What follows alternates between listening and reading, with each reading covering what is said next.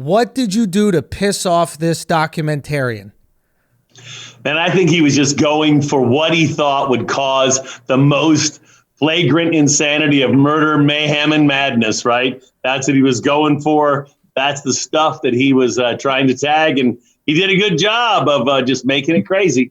Dude, there was something specific, and it actually bothered me. And maybe I notice it more just because I'm in the industry and I know how annoying editing is, right? But like the documentary, obviously Tiger King, everybody knows it. The episodes were about like 40 some odd minutes, right? So they made it for TV. They thought they were going to sell it to a TV channel because they had commercial breaks built in, right?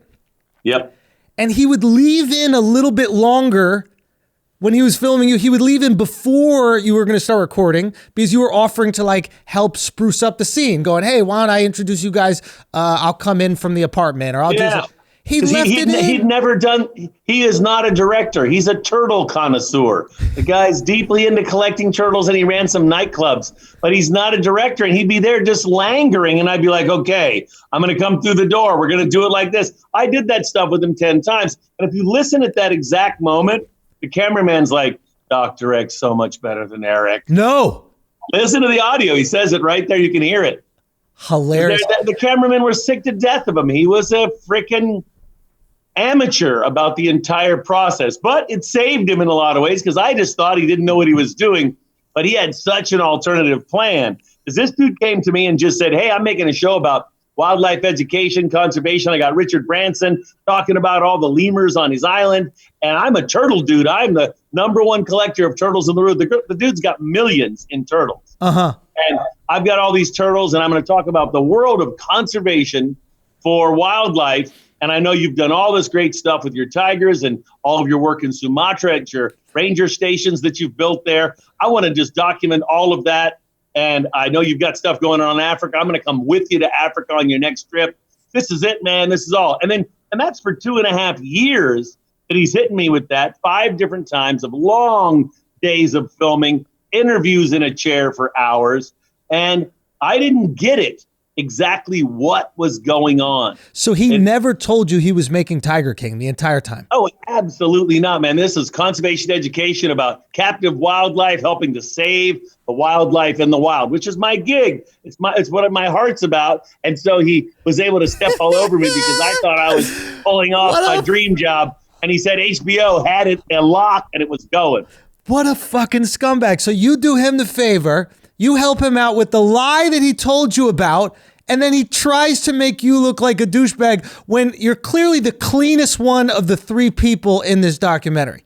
I hope not by leaps and bounds, right? I mean, the other 2 characters. No, you were the Apple Store. Woo. You were the Apple Store. Joe was like an android, and then Carol was like a beeper or something. I don't know what the fuck was going on with that lady. He's out of this world. Yeah.